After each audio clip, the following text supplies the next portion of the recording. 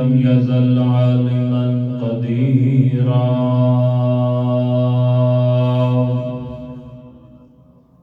حيا قيوما سميعا بصيرا شهادة أن لا إله إلا الله وحده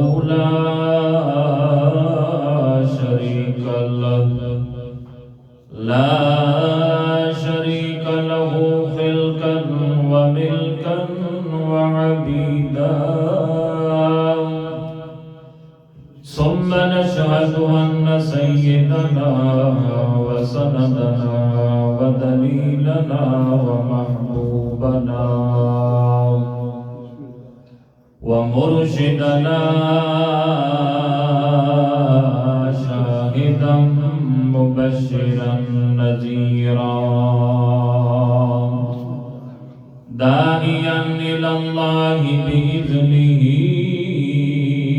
وسراجا منيرا عبد الله ونبيه ورسوله أحمد في السماء وفي الأرض دليل رب العالمين محمد محمود المقام عند الله عند سدرة المنتهى انتهى جنة المأوى ثم أوحى إليه ربه ما أوحى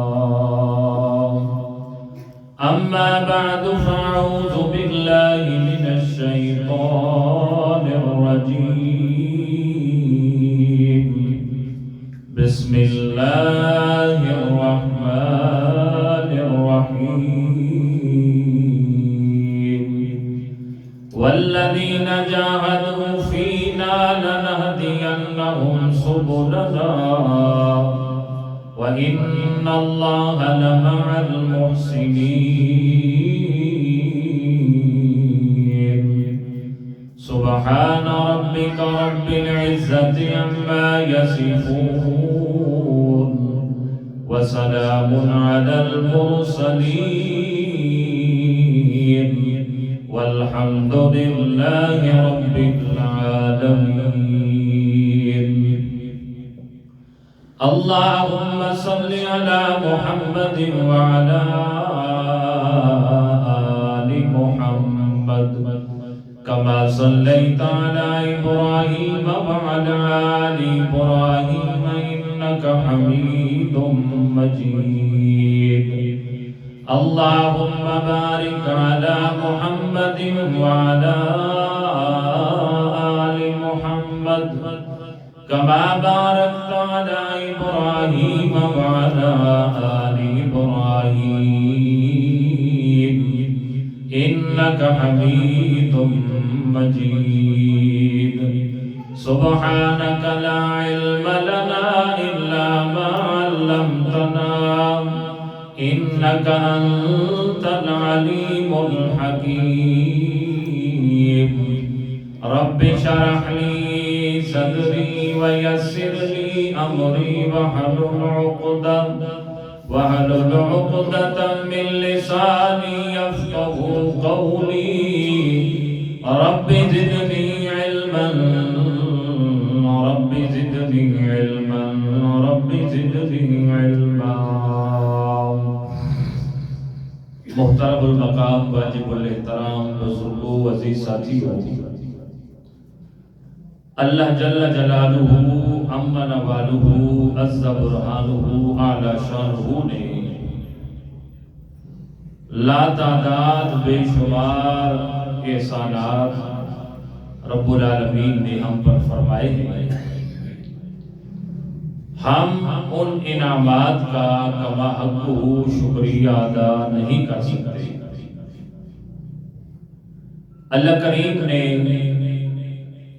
ہمیں ایسے محبوب صلی اللہ علیہ وسلم کی امت کے اندر پیدا فرمایا ہے جن کو سید الاولین والآخرین، سید العرب والعجم، تمام کائنات کے سردار، بعد از خدا بزرگ توئی قصہ مختصر، اگر اللہ کے بعد کسی کا نمبر ہے تو وہ میرے محبوب صلی اللہ علیہ وسلم ہے۔ اللہ نے ہمیں ان کی امت کے اندر پیدا فرمایا۔ آپ بڑے خوش نصیب ہیں، بڑی قسمت والے ہیں، بڑے مقدر والے ہیں کہ اللہ کریم نے آپ کو امت محمد رسول اللہ صلی اللہ تعالی علیہ وسلم کے اندر پیدا فرمایا، اور پھر اللہ نے ایمان کی دولت سے مالا مال فرمایا، ایمان کی نعمت عطا فرمائی۔ یہ سارے انعامات سے بڑا نعمت ہے، بڑی نعمت ہے، نعمت عظمیٰ ہے۔ تمام انعامات سے دنیا کی دولت ہو، اقتدار ہو، پیسہ ہو، سونا چاندی ہو، ہیرے جواہرات ہو، زیورات ہو، محلات ہو، سب سے قیمتی جو ہے وہ انسان کا ایمان ہے۔ وہ قیمتی ایمان دنیا کے اندر بھی انسان کے کام آتا ہے، اور آخرت کے اندر بھی ہمیشہ ہمیشہ والی زندگی کے اندر انسان کے کام آئے گا تو وہی ایمان ہے۔ اب اللہ کریم نے فرمایا کہ ایمان کو تلاش کرنے کے لیے انسان کو جدوجہد ضرور کرنی چاہیے، سعی، کوشش، اپنا عقل جو ہے وہ ضرور استعمال کرنا چاہیے کہ آیا میں جس راستے پہ جا رہا ہوں یہ صراط مستقیم ہے یا غیر صراط مستقیم ہے۔ اگر میں صراط مستقیم پر ہوں تو پھر ہم نماز کے اندر دعا کرتے ہیں اہدنا الصراط المستقیم، اللہ ہمیں سیدھا راستہ دکھا دیجئے۔ حالانکہ انسان کا ایمان بھی درست ہو، اعمال صالحہ بھی ہو، ایماندار بھی ہو، 5 وقت کی نماز کی پابندی بھی ہو، اللہ کا قرآن سمجھنے والا بھی ہو، اور پھر کہیں اہدنا مولا ہمیں سیدھا راستہ دکھا، تو مطلب ہے ابھی سیدھا راستہ اس سے سمجھ نہیں آیا، تو اس وقت مطلب ہوگا سب جناب مولا اگر ہم نے سیدھا راستہ دیکھ لیا ہے تو ہمیں اس پر ثابت قدم رکھنا۔ یہ جو آپ نے ہمیں سیدھا راستہ دکھایا اس پر ہمیں کیا رکھا؟ وہ سیدھا راستہ کون سا ہے؟ وہ اللہ نے پہلی آیت میں بیان فرمایا ایاک نعبد و ایاک، تیری ہی عبادت اور تجھ ہی سے مدد مانگتے ہیں۔ اللہ نے فرمایا اہدنا، یہی سیدھا راستہ ہے، ایک اکیلے اللہ کی عبادت کرنا، ایک اللہ کو مشکل کشا اور حاجت روا مان کر اس کی پوجا پاٹ کرنا، یہی سیدھا راستہ ہے۔ اسی کے بارے میں ہم دعا کرتے ہیں، اور اللہ کریم نے صحابہ کرام کو بڑا خوش نصیب بنایا کہ اپنے محبوب صلی اللہ علیہ وسلم کے دور کے اندر پیدا فرمایا، اور پھر انہیں صحبت محمد الرسول اللہ صلی اللہ علیہ وسلم عطا فرمائی۔ ان کی دنیا بھی آباد ہو گئی اور آخرت بھی آباد ہو گئی۔ لیکن بعض صحابی ایسے ہیں کہ وہ اپنا قصہ خود بیان فرماتے ہیں کہ ہم اسلام تک کیسے پہنچے، بڑی جد و جہد کے بعد، بڑی سعی کے بعد، بڑی کوشش کے بعد۔ اللہ نے یہی بات قرآن میں ارشاد فرمائی والذین جاہدوا فینا، جو ہمارے راستے میں چلتا ہے پھر جاہدوا فینا یعنی کوشش کرتا ہے، جد و جہد کرتا ہے، سعی کرتا ہے، وہ اپنی عقل دوڑاتا ہے، صحیح راستے پر جانے کی کوشش کرتا ہے، اسے راستہ ملتا جاتا ہے، وہ چلتا جاتا ہے۔ اللہ کریم فرماتے ہیں لَنَهْدِيَنَّهُمْ سُبُلَنَا، ہم اس کے لیے راستے کھول دیتے ہیں، ہم ہدایت کے راستے کھول دیتے ہیں۔ جب بندہ کوشش کرتا ہے، سعی کرتا ہے، اللہ کریم فرما رہے ہیں کہ ہم اس کے لیے ہدایت کے صراط مستقیم کے راستے کھول دیتے ہیں۔ حدیث کے اندر ایک واقعہ آتا ہے، حضرت سلمان فارسی رضی اللہ تعالیٰ جلیل القدر صحابی، وہ اپنا واقعہ خود بیان فرماتے ہیں کہ میں کیسے ایمان میں نے قبول کیا۔ اور کیسے میں اسلام تک پہنچا اور اللہ نے کیسے میری رہنمائی فرمائی اور اللہ نے میری کوشش کو کیسے ٹھکانے لگایا اور آخر کار اللہ کے محبوب صلی اللہ علیہ وسلم کی صحبت کے اندر میں پہنچ گیا۔ اس لیے رب العالمین نے فرمایا والذین جاہدوا فینا لنہدینہم سبلنا،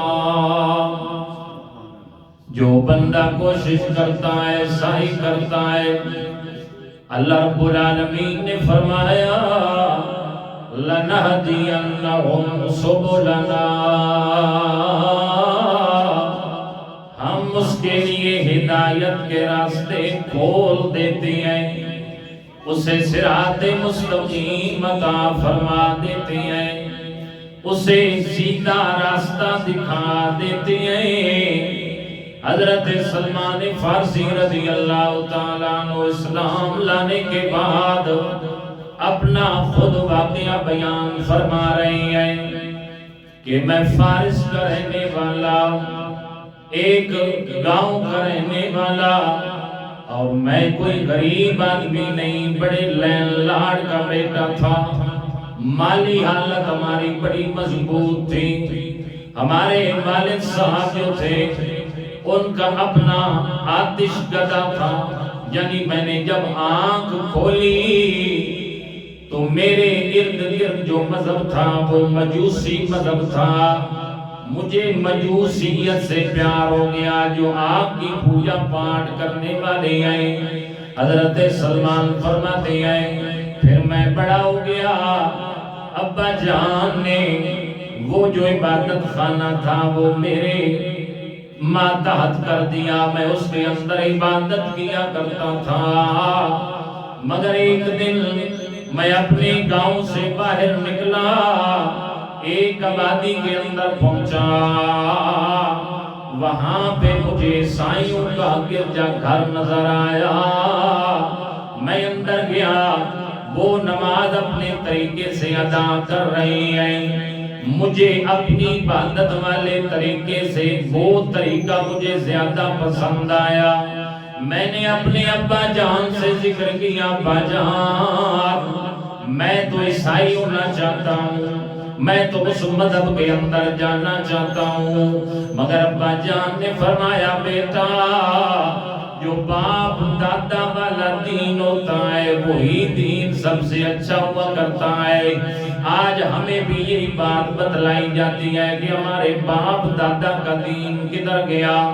حضرت سلمان فرماتے ہیں میرے والد کو جب میرے ارادوں کا پتہ چل گیا، مجھے گھر کے اندر بند کر دیا، مجھے ہتھکڑیاں لگا دی، میرے پاؤں کے اندر بیڑیاں لگا دی، مگر مجھے بات کے اندر پتہ چلا کہ آج کل عیسائی مذہب کا جو سب سے بڑا عالم ہے، جو پادری ہے، وہ فلاں شام ملک کے اندر موجود ہے، فلاں جگہ پر ہے، کہتے ہیں میں اپنی بیڑیاں ہتھکڑیاں توڑ کر میں وہاں پہنچ گیا، میں نے سارا ماجرا سنایا، کہتے ہیں اس نے مجھے اپنا شاگرد بنا لیا، میں اس کی صحبت کے اندر رہا، وہ عیسائی مذہب رکھتا تھا، مگر تھوڑے عرصے بعد وہ دنیا سے چل بسا، جب اس کی موت کا وقت آنے لگا میں نے پوچھا جناب والا اب میں کہاں جاؤں، کس کے پاس جاؤں اپنی تربیت کے لیے؟ اس نے کہا موریا کے اندر چلے جائیں، وہاں ایک بڑا پادری ہے جو بڑا نیک بندہ ہے، میں اس کے پاس چلا گیا، اس کی تربیت کے اندر رہا، جب اس کی موت کا وقت قریب آیا میں نے پوچھا اب میں کہاں جاؤں؟ اس نے کہا تم نصیب بہن کے اندر چلے جاؤ، وہاں پہ بڑا ایک پادری ہے جو بڑا نیک بندہ ہے، اور کہتے ہیں میں اس کے پاس چلا گیا، اس کی صحبت کے اندر رہا، جب اس کی موت کا وقت قریب آنے لگا حضرت سلمان فرماتے ہیں میں نے اس سے پوچھا کہ اب میں کہاں جاؤں؟ کمال ہے سلمان کی، جس پادری کے پاس جاتے ہیں وہی مرنے کے لیے تیار ہو جاتا ہے۔ ایک پادری کے پاس گئے وہ بھی مر گیا، دوسرے پادری کے پاس گئے وہ بھی مر گیا۔ یہ آخر کے اندر میں آپ کو ان کی عمر بتاؤں گا، پھر آپ کو میری بات کا یقین آ جائے گا کہ واقعتاً یہ باتیں تاریخ نے ٹھیک لکھی ہیں۔ نصیبین کے اندر اس نے کہا جناب اب اگر آپ مر جائیں گے میں کس کے پاس جاؤں گا؟ اس نے کہا جو وہ عیسائی مذہب رکھنے والا، اس نے کہا اب کوئی بندہ صحیح حضرت عیسیٰ علیہ السلام کی تعلیمات پر عمل کرنے والا نہیں رہا، نہ علماء ہے، نہ گدی نشین ہے، نہ عوام ہے۔ اب لگتا ہے کہ آخر الزمان پیغمبر صلی اللہ علیہ وسلم کا زمانہ قریب آ گیا ہے، اب ان کی آمد قریب ہے، ان کی آمد کا زمانہ آ چکا ہے، کیونکہ اب دین عیسوی کے اندر بگاڑ پیدا ہو گیا ہے۔ اب کوئی بندہ بھی حضرت عیسیٰ علیہ السلام کی تعلیمات پر عمل کرنے والا باقی نہیں رہا۔ کہتی ہے میں نے اسے پوچھا کیسے پہچان ہوگی کہ یہ آخر الزمان پیغمبر جناب محمد رسول اللہ صلی اللہ تعالی علیہ وسلم ہے، مجھے کیسے پتہ چلے گا؟ میں تو عیسائی مذہب اختیار کر چکا ہوں، مجھے کیسے معلوم ہوگا؟ میں تو ان کو جانتا نہیں ہوں، پہچانتا نہیں ہوں۔ آخرکار مرنے والے پادری نے کہا اے سلمان میں تمہیں 3 نشانیاں بتاتا ہوں۔ کتنی نشانیاں؟ 3 نشانیاں بتاتا ہوں، وہ 3 نشانیاں جس بندے کے اندر پائی جائیں سمجھ لینا وہ اللہ کا سچا اور سچا پیغمبر ہے صلی اللہ علیہ وسلم۔ 3 نشانیاں بتائیں۔ پہلی نشانی یہ بتائی کہ وہ جو اللہ کے پیغمبر ہوں گے جہاں پہ دعوی نبوت فرمائیں گے، جہاں پہ اللہ کی توحید کا اعلان فرمائیں گے، جہاں پہ کہیں گے قولو لا الہ الا اللہ تفلحو، جہاں پر بھی اعلان نبوت ہوگا لوگ وہاں رہنے نہیں دیں گے، مجبور کر دیں گے، ہجرت پہ مجبور کر دیں گے۔ وہ ہجرت کر کے جس مقام پر آئیں گے پہلی ان کی نبوت اور رسالت کی میں تمہیں نشانی بتا رہا ہوں کہ سب سے پہلی نشانی یہ ہے جہاں پر ہجرت فرما کے آئیں گے اس سرزمین کے اندر کھجوروں کی کثرت ہوگی۔ ابھی تک اللہ کے محبوب نے دعوی نبوت نہیں فرمایا، ابھی تک اللہ کے پاک پیغمبر مدینہ پاک ہجرت کر کے نہیں آئے، اللہ نے نشانیاں پہلی کتابوں کے اندر بھی لکھ دی ہیں۔ اب اگر یہ یہودی عیسائی نہ مانے تو ان کی عقل کی کمی ہے، وگرنہ ان کی کتابوں کے اندر بھی موجود ہے کہ اللہ کے پاک پیغمبر کی نشانیاں کیا کیا ہوں گی۔ پہلی نشانی یہ ہوگی جس سرزمین کے اندر ہجرت کر کے آئیں گے اس سرزمین کے اندر کھجوروں کی کثرت ہوگی اور آس پاس کنگریلی زمین ہوگی۔ کون سی زمین ہوگی؟ کنگریلی زمین ہوگی۔ اللہ آپ کو لے جائے مکہ مکرمہ اور مدینہ منورہ، آمین کہیں، سب آمین کہو۔ اللہ مجھے بھی لے جائے، آپ کو بھی لے جائے، وہاں جا کر دیکھیں جہاں میرے محبوب نے ہجرت فرمائی ہے وہاں پہ کھجوروں کی کثرت ہے یا نہیں ہے۔ دیکھیے جا کے فرمایا کھجوروں کی کثرت ہوگی اور آس پاس کنگریلی زمین ہوگی، وہاں پہ اللہ کے محبوب آخر الزمان پیغمبر صلی اللہ علیہ وسلم ہجرت کر کے آئیں گے۔ حضرت سلمان کہتے ہیں نصیبین کے اندر میں نے کچھ اپنا کاروبار بھی شروع کر لیا، میرے پاس گائے بھی ہو گئی، میرے پاس بکریوں کا ریوڑ بھی ہو گیا، مجھے پتا چلا بنو کلب قبیلہ ہے جو یہاں سے قافلہ جا رہا ہے، مدینہ کے قریب جا رہا ہے۔ میں نے کہا مجھے بھی ساتھ لیتے جاؤ۔ انہوں نے کہا معاوضہ کیا دو گے؟ میں نے کہا یہ میری ساریاں بکریاں بھی لے لو، یہ میری بکریوں کا ریوڑ بھی لے لو، یہ گائے بھی لے لو، اور مجھے وہاں تک پہنچا دو۔ حضرت سلمان کہتے ہیں مجھے ساتھ لے کر چلے ضرور ہیں، مگر میرے اوپر ظلم و ستم یہ کیا، میں ایک آزاد بندہ تھا، میری بکریاں بھی لے لی، گائے بھی لے لی، اور مجھے وہاں پر غلام بنا کر فروخت کر دیا۔ ظالم لوگ بھی دنیا کے اندر ہی موجود ہوتے ہیں۔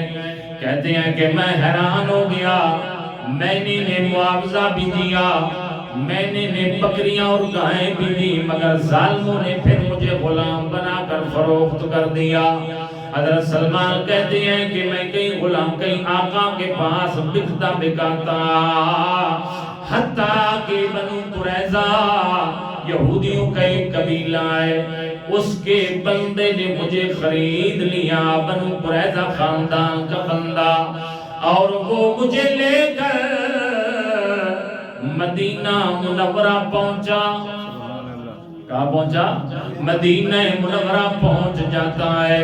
حضرت سلمان فرماتے ہیں جب میں نے وہ سرزمین دیکھی، میں نے کہا یہ تو وہی سرزمین ہے جہاں پہ آخر الزمان صلی اللہ علیہ وسلم ہجرت فرما کے آئیں گے، یہ تو وہی سرزمین ہے۔ آخرکار مجھے وہ اپنے باغ کے اندر لے جاتا ہے اور کہتا ہے یہاں پہ تو میرا غلام ہے، تو نے مزدوری کرنی ہے، تو نے میرا حکم ماننا ہے۔ حضرت سلمان فرماتے ہیں میں اس کے ہاں مزدوری کرنے لگ جاتا ہوں، وہ میرا آقا اور میں اس کا غلام ٹھہرا۔ کہتے ہیں ایک دن میں کھجور کے درخت پہ چڑھا ہوا ہوں، اور جو میرا آقا اس کا چچا زاد بھائی آ جاتا ہے، چچے کا بیٹا آ جاتا ہے، اور کہتا ہے بنو کیلا کو اللہ غارت کرے۔ قبا کے اندر ایک مکہ سے بندہ ہجرت کر کے آیا ہے، مدینہ منورہ قبا کے اندر موجود ہے، اور وہ دعویٰ کر رہا ہے کہ میں اللہ کا آخری پیغمبر ہوں۔ حضرت سلمان فرماتے ہیں میں کھجور کے درخت پہ چڑھا ہوا تھا، میرے رونگٹے کھڑے ہو جاتے ہیں، جسم کے اندر ایک عجیب سی کیفیت پیدا ہو جاتی ہے۔ حضرت سلمان فرماتے ہیں بڑی مشکل سے نیچے اترا ہوں، اور اس اپنے آقا کے چاچا زاد بھائی سے بار بار پوچھتا ہوں وہ کہاں ہے، وہ کون ہے، انہوں نے کیا دعویٰ کیا۔ میرے کانوں تک آواز تو پہنچ گئی، مگر میرے آقا نے زوردار ایک تھپڑ مجھے رسیج کیا اور کہا تو غلام ہے، تیرا کیا کام ہے، ان قصے کہانیوں کے ساتھ جا تو اپنا کام کر۔ حضرت سلمان فرماتے ہیں مگر یہ بات چھپ کیسے سکتی ہے، یہ بات چھپ نہیں سکتی۔ آخرکار مجھے پتہ چل جاتا ہے اللہ کے محبوب فلاں جگہ موجود آئے، اور پھر جو وہ پادری مرنے والا ہے اس نے پہلی نشانی یہ بتائی ہے کہ جس سرزمین کے اندر ہجرت کر کے آئیں گے وہ کھجوروں کی کثرت والی زمین ہوگی اور آس پاس پتھریلی زمین ہوگی، اور دوسری نشانی یہ بتائی کہ وہ اللہ کے پیغمبر ہدیہ تو کھائیں گے مگر صدقہ قبول نہیں فرمائیں گے۔ ان کی دوسری نشانی یہ ہوگی کہ وہ ہدیہ تو لے لیں گے مگر صدقہ قبول بولیے نہیں فرمائیں گے۔ اور تیسری نشانی یہ ہے کہ ان کی کمر مبارک پر دو مونڈوں کے درمیان مہر نبوت موجود ہوگی۔ یہ تین نشانیاں جس بندے کے اندر پائی جائیں وہی اللہ کا آخری پیغمبر اور سچا پیغمبر ہوگا۔ آخر کار حضرت سلمان کہتے ہیں کہ پہلی نشانی تو پوری ہو گئی کہ مدینہ منورہ کھجوروں کی کثرت والی زمین ہے، آس پاس کنکریلی زمین ہے۔ حضرت سلمان کہتے ہیں مجھے پتہ چل گیا اللہ کے پاک پیغمبر فلاں جگہ پر موجود ہے۔ حضرت سلمان کہتے ہیں ایک دن میں کھجوریں لے کر اپنے آقا سے اجازت مانگی، میں ذرا یہ قریب مدینہ شہر ہے یہاں پہ جانا چاہتا ہوں، کچھ اپنی چیزیں خرید کرنی ہے، مجھے اجازت دی جائے۔ آقا نے اجازت دے دی۔ حضرت سلمان کہتے ہیں میں وہ کھجوریں لے کر اللہ کے محبوب پیغمبر صلی اللہ علیہ وسلم کے پاس پہنچ گیا۔ آپ نے بڑا خندہ روحی کے ساتھ میرا استقبال کیا، میرا نام اور کام پوچھا، میں نے نام بتایا، کام بتایا۔ حضرت سلمان نے سامنے وہ کھجوریں جو تھی سامنے کھول کے رکھ دی۔ اللہ کے محبوب نے پوچھا ما ھذا یا سلمان، اے سلمان یہ کیا چیز ہے؟ میں نے عرض کی اللہ کے رسول یہ صدقہ ہے آپ کے لیے اور آپ کے صحابہ کے لیے۔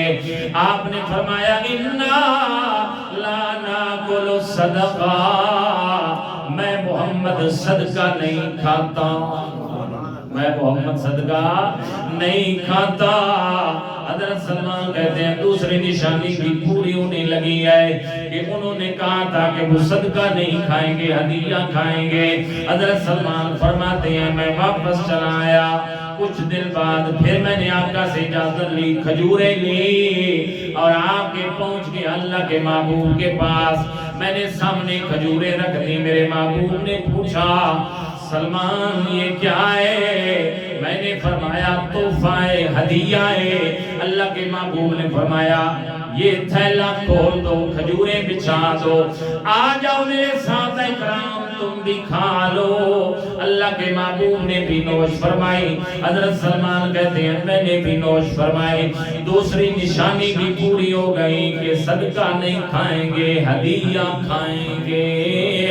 حضرت سلمان کہتے ہیں اب تیسری نشانی باقی ہے، کیسے دیکھوں کہ آپ کے دو مونڈوں کے درمیان آیا مور نبوت بھی موجود ہے، مگر میں زیارت کیسے کروں گا، دیکھوں گا کیسے؟ صحابہ کرام بیان فرماتے ہیں جیسے کسی صحابی نے دیکھا ویسے بیان فرما دیا۔ بعض صحابہ کہتے ہیں کہ اللہ کے محبوب کے دو مونڈوں کے درمیان جیسے کبوتری کا انڈا ہوتا ہے ایسے مور نبوت موجود ہے۔ بعض نے کہا جیسے درم دینار کا سکہ ہوتا ہے، بعض نے کہا جیسے بالوں کا گچھا ہوا کرتا ہے۔ جیسے کسی نے دیکھا ویسے تعبیر کر دیا۔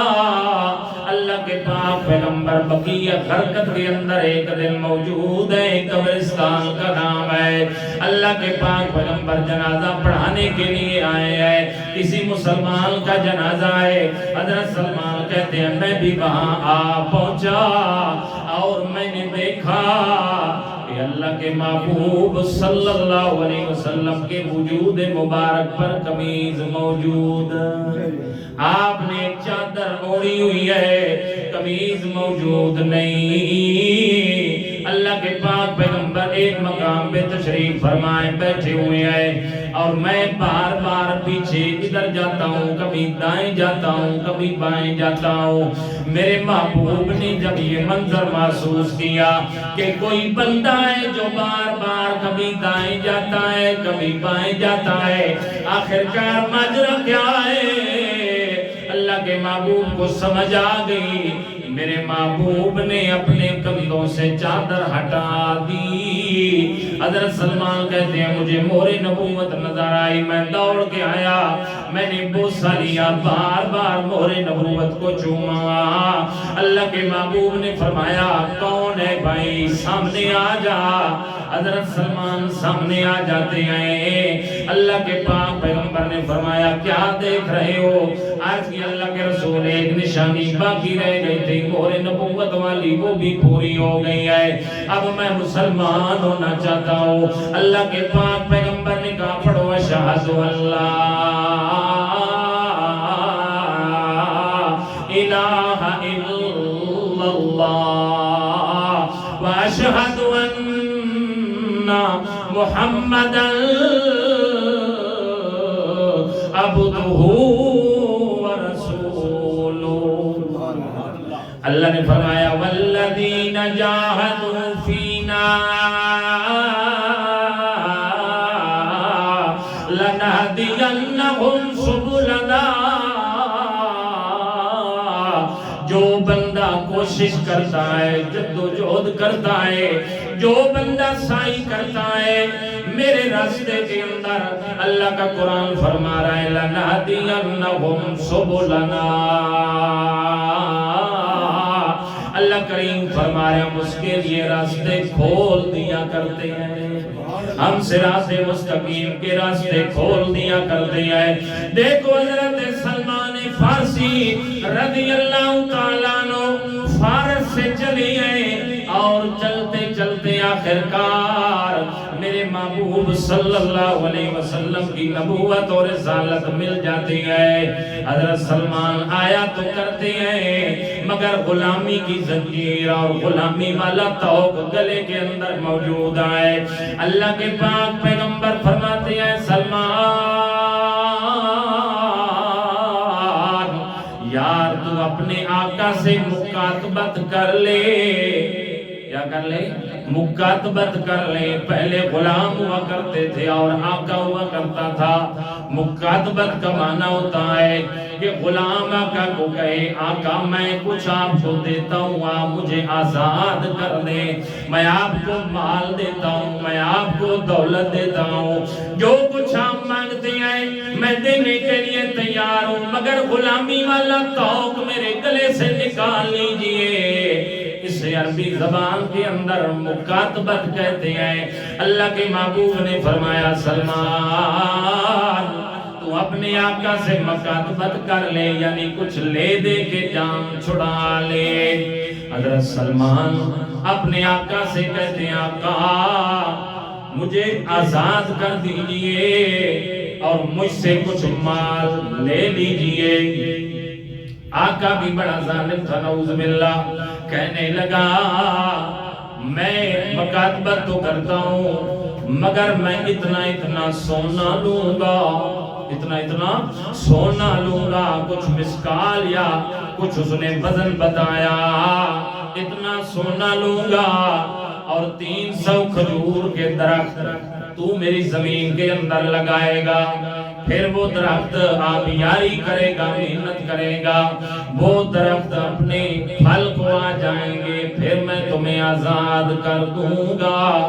حضرت سلمان عرض کرتے ہیں اللہ کے محبوب آپ کے گوش گزار فرما دیا، اس نے تو مکاتبت کے لیے بڑا اونچا کام دیا ہے، 300 درخت کھجور والے میں، میرا یہاں پہ کوئی سرمایہ نہیں ہے، پیچھے تو میں لہلاڈ تھا مگر یہاں پر میرے پاس تو 1 ٹکا بھی موجود نہیں ہے۔ اللہ کے محبوب نے فرمایا کیا کہتے ہیں جی 300 درخت لگانے آپ یاری کرنی ہے، کھجور آ جائے تم آزاد ہو جاؤ گے۔ جب وہ کھجور والا درخت پھل دے دے گا، دوسرا 1 کلو اور 6.5 چٹاک سونا بنتا ہے وہ دے اور تم آزاد ہو جائے گا۔ اللہ کے پاک پیغمبر نے انصاریہ اور مہاجرین سے فرمایا بھائی اپنے بھائی کی مدد کرو، اپنے بھائی کی مدد کرو، لاؤ درخت کھجور والے۔ صحابہ کرام بڑے جانثار جماعت آئے، کوئی 10 لے کے آیا، کوئی 20 لے کے آیا، کوئی 50 لے آیا، کوئی 100 لے آیا، 300 درخت تو پورا ہو گیا۔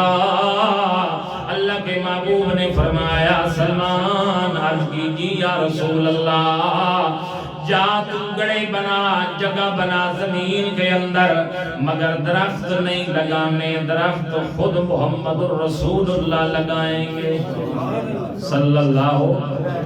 درخت میں لگاؤں گا، گڑے تیار ہو جاتے ہیں، اللہ کے محبوب صلی اللہ علیہ وسلم کو بتایا جاتا ہے، اللہ کے محبوب گڑے تیار ہیں، اللہ کے پاک پیغمبر اپنے دستے مبارک سے وہ کھجوروں کے درخت لگاتے جاتے ہیں اور حضرت سلمان کو کہتے ہیں سلمان اب محنت کرنا تیرا کام ہے، پھل دینا میرے اللہ کا کام ہے۔ اور آپ نے دعا بھی فرمائی اللہ میں نے اپنے دستے مبارک سے لگا دی ہے مگر برکت دینے والا کون ہے؟ اللہ برکت دینے والی تیری ذات ہے۔ اللہ نے ایسی برکت ڈالی ہے کہتے ہیں اسی سال وہ درخت پھل لائے، حالانکہ کھجوروں کا درخت بڑا سالیاں کرتا ہے مگر اللہ کے محبوب نے اپنے دستے مبارک سے لگائے ہیں، اللہ سے دعا بھی فرمائی ہے، اللہ نے سلمان کی مدد فرمائی، آخرکار کھجور تیار ہو جاتی ہے، پھل آ جاتا ہے۔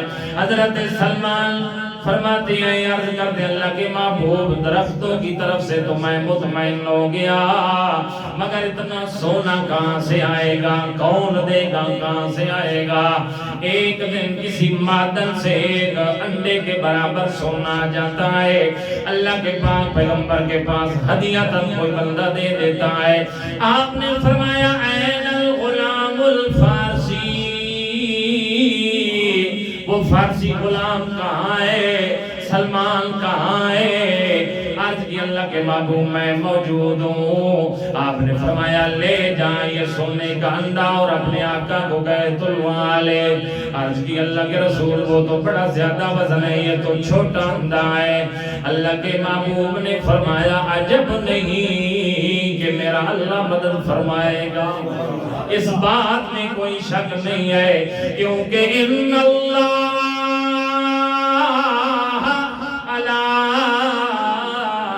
کل شیء قدیر، ہر چیز پر قدرت رکھنے والا کون ہے؟ ہر چیز پر قادر تو میرا اللہ ہے، ہر چیز پر قدرت میرے اللہ کی چلتی ہے، طاقت میرے اللہ کی چلتی ہے۔ حضرت سلمان فرماتے ہیں میں ڈرتا ڈرتا گیا تو صحیح اور جو ہی میں نے دیا آقا نے تلوایا، ایک ماسا بھی کم نہیں ہوا، وزن پورا ہو گیا۔ حضرت سلمان فرماتے ہیں اللہ نے مجھے آزادی عطا فرمائی، میں کہاں سے چلا تھا فارس سے، انہوں نے مجھے غلام بنا دیا مگر محمد کے قدموں میں آیا تو ایسی آزادی ملی، اللہ نے دنیا کے اندر بھی آزادی عطا فرمائی اور ہمیشہ ہمیشہ کے لیے جہنم سے بھی آزادی عطا فرما دی، جنت کا وارث بنا دیا۔ حضرت سلمان وہ صحابی ہیں جب غزوہ خندق کا موقع آیا، اس سے پہلے خندق کا رواج عرب میں موجود، یہ انہوں نے مشورہ دیا تھا، انہی حضرت سلمان نے مشورہ دیا تھا کہ ہمارے یہاں خندق کھود دیتے ہیں تاکہ دشمن شہر کے اندر داخل نہ ہو۔ جب خندق کھودی گئی مسلمان محفوظ ہو گئے، اللہ کے محبوب کے صحابہ کرام مہاجرین و انصار آپس کے اندر بحث مباحثہ کرنے لگے، ایک کہنے لگا مہاجرین کہتے ہیں سلمان ہمارا، انصار کہتے ہیں سلمان ہمارا۔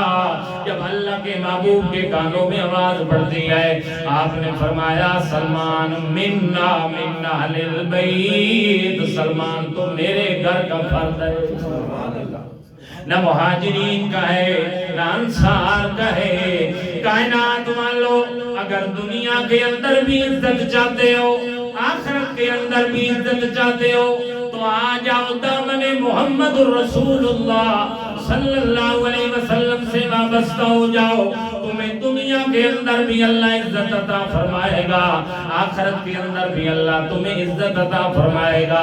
آج یہودی ہیں، عیسائی ہیں، سکھ ہیں، غیر مسلم ہیں، اگر عزت مند بننا چاہتے ہو تو سلمان فارسی کی طرح آ جاؤ، رسول اللہ کے دین کے اندر آ جاؤ، پھر اتنا بندہ اعلیٰ ہو جاتا ہے کہ اللہ کے محبوب فرماتے ہیں سلمان تو وہ ہے جو ہمارے گھر کا فرد ہے، اور یہ وہ شامی ہے جس نے بڑی عمر پائی ہے، تاریخ کے اندر آتا ہے 250 سال عمر پائی، کتنی 250 سال عمر پائی. اللہ کے محبوب کی وفات کے بعد بھی زندہ رہے. ابو بکر کا دور آیا پھر بھی زندہ رہے. عمر کا دور آیا پھر بھی زندہ رہے. حضرت عثمان کے دور کے اندر جا کے 35 ہجری کے اندر اللہ نے موت عطا فرمائی ہے. 250 سال کی عمر پائی ہے. اللہ نے آخرکار وہ مقام دیا، نبوت محمد الرسول اللہ صلی اللہ تعالی علیہ وسلم کا سایہ عطا فرمایا. اللہ نے فرمایا ان اللہ علی کل شیء قدیر.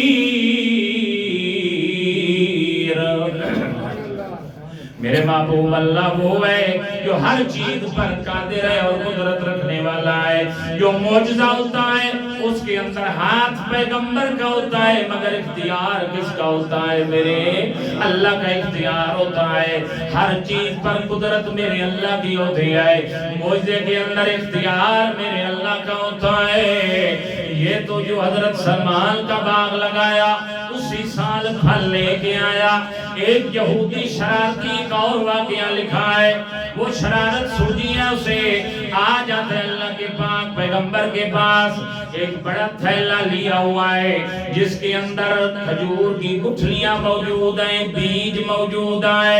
حدیث کے اندر واقعہ موجود ہے، مستند حدیث ہے. اللہ کے پاک پیغمبر صلی اللہ علیہ وسلم کے پاس آ جاتا ہے، عرض کرتا ہے اللہ کے رسول میں مسلمان ہونے کے لیے تیار ہوں، میں مسلمان ہونے کے لیے تیار ہوں، مگر میری بھی ایک شرط ہے. شرط یہ ہے کہ میں یہودی ہوں، مسلمان ہو جاؤں گا. یہ جو میں گٹھلیاں لایا ہوں یہ آپ میری زمین کے اندر لگائیں، اور آپ اگر اللہ کے سچے اور سچے پیغمبر آئیں اور آپ کا دعوی نبوت بھی ہے، دعوی رسالت بھی ہے، اور مسلمان آپ کا کلمہ بھی پڑھتے ہیں، تو میری یہ شرط ہے کہ ایک رات کا ٹائم دیتا ہوں.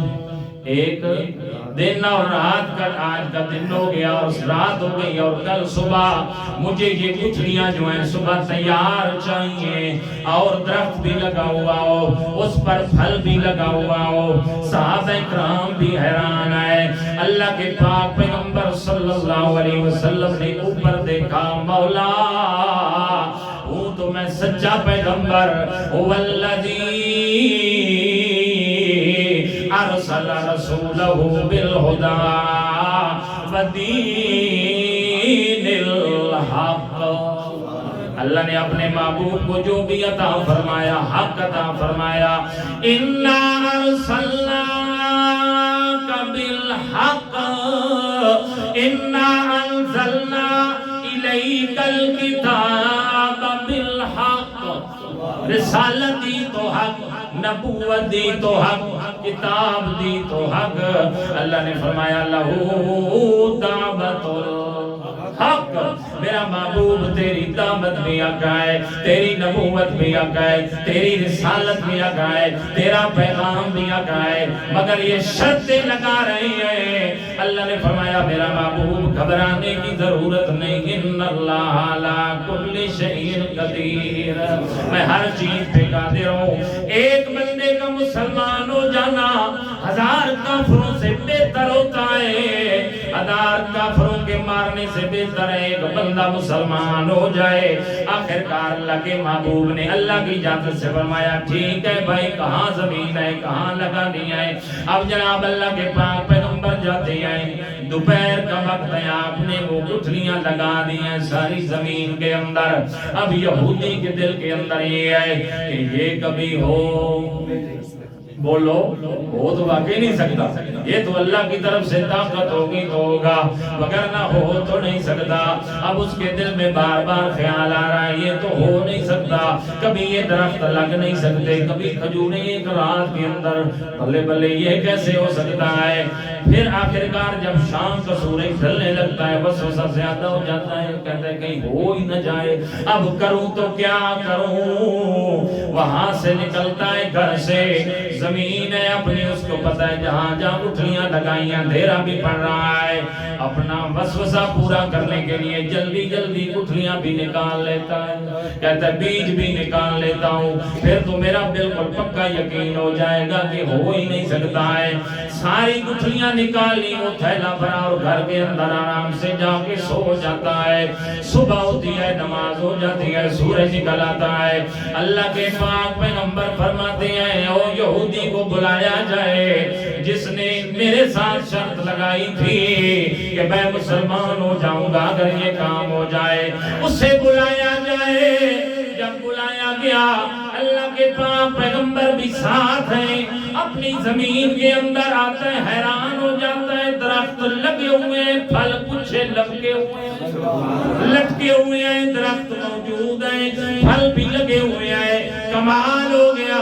اللہ نے فرمایا میرا محبوب ان اللہ علی کل شیء قدیر، ہر چیز پر طاقت اور قدرت رکھنے والا کون ہے؟ معجزہ جو ہوتا ہے ہاتھ پیغمبر کا ہوتا ہے، مگر کام کرنے والی ذات میرے اللہ کی ہوتی ہے۔ کائنات والو، اللہ نے ہمارے لیے رحمت للعالمین بنا کے بھیجا ہے۔ وما ارسلناک الا رحمت للعالمین، سر سے لے کر پاؤں تک تنویر ہی تنویر ہے، منہ سے بولتا جیسے قرآن وہ تقریر ہے۔ اس نے مصطفیٰ کو دیکھ کر سوچتی ہے دنیا آج تک وہ مصور کیسا ہوگا جس کی یہ تصویر ہے۔ اللہ نے پھر کیسی مدد فرمائی ہے، کیسے کمال والی مدد فرمائی ہے، آخر کار رب العالمین نے مدد فرمائی۔ اللہ کے پاک پیغمبر نے فرمایا دیکھ لے یہودی کھجوریں لگی ہوئی ہیں، اسے یقین نہیں آ رہا، اوپر چڑھ کے کھجور اتارتا ہے، یوں ہی کھولتا ہے تو گٹھلی موجود نہیں ہے۔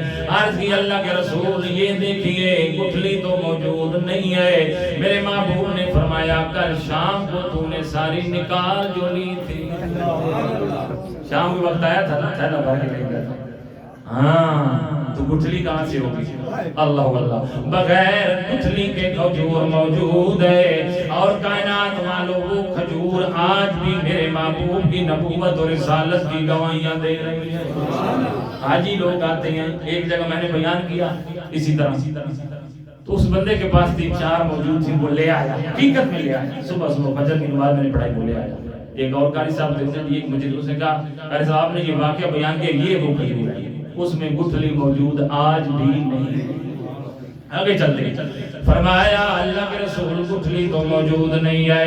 آپ نے فرمایا تو نے رات کو نکال لی تھی، اب کیا ارادہ ہے؟ کہتا ہے اشہد ان لا الہ الا اللہ، آج تو اللہ کی طاقت کو بھی ماننا پڑے گا اور آپ کی نبوت کو بھی ماننا پڑے گا۔ اللہ جسے ہدایت دے دیتا ہے، اللہ نے فرمایا بندہ کوشش کرتا ہے تو اللہ اس کے لیے راستے کھول دیا کرتا ہے۔ پھر آج جدید سائنس ہے، جدید لوگ ہیں نا پڑھے لکھے ہیں، جدید سائنس ہے، کہتے ہیں جناب گٹھلی جب موجود نہیں ہے تو آج تک وہ پھل کیسے موجود ہے؟ سوال ہوتا ہے کہ نہیں ہوتا؟ جواب دیں گے الحمدللہ۔ سوال ہوتا ہے جب گٹھلی موجود نہیں ہے تو مولانا آپ نے پھل کیسے کھایا؟ وہ تو لگتی نہیں ہوگی، اس کا بیج نہیں ہوگا۔ سائنس اپنی جگہ پہ ہے، مگر میں جواب دیتا ہوں اللہ نے اس کی پیداوار گٹھلی سے نہیں کی ہے، اس کھجور کی شاخوں سے فرمائی ہے۔ شاخ کاٹ کے دوسری جگہ لگا لو وہ کھجور پیدا ہو جائے، اور اتنا کرنٹ ہے سب سے پہلے پیدا ہو جائے۔ عرب میں جا کے پتا یہ جو بغیر گٹھلی والی لگاؤ گے یہ دوسروں سے جلدی پیدا ہو جائے گی۔ تو اللہ کریم نے فرمایا میرا محبوب پیغمبر ہم نے آپ کو بڑی عزت اور شان اور شوکت اور مقام عطا فرمایا ہے، بڑی آپ کو عزت عظیم شان اور بڑا مقام دیا میرا محبوب پیغمبر۔ ان کو اعلان فرما دے ما کان محمد ابا احد من رجالکم ولکن رسول اللہ وخاتم النبیین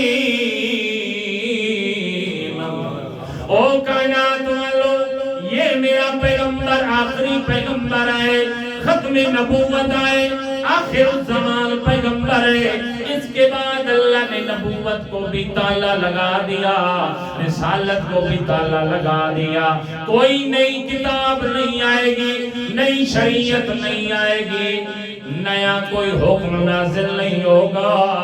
اللہ نے اپنے محبوب کو آخر زمان پیغمبر سب کو صلی اللہ علیہ وسلم بنا دیا ہے۔ اب کوئی مانے گا تو اپنا فائدہ ہے، نہ مانے گا تو دنیا کا بھی لعنتی ہوگا اور آخرت کا بھی سب سے بڑا لعنتی وہی ہوگا جو اللہ کے پاک پیغمبر کی ختم نبوت کا انکار کرنے والا ہے۔ اللہ نے ایسا مقام دیا ہے، اللہ نے ایسی عزت دی ہے، اللہ نے ایسی ہمیں شریعت عطا فرمائی ہے، اور دوسری طرف دیکھو یہاں حسن و جمال ہے، کمال ہے، اور جو غلام احمد قادیانی لعنتی جو دعوی نبوت کرنے والا ہے، جب اسے موت آتی ہے تو لیٹرین کے اندر آتی ہے۔ لعنتی کو موت اللہ نے کہاں دی ہے، مگر ان پاگلوں کو پھر بھی سمجھ نہیں آ رہی۔ اللہ نے فرمایا اِنَّا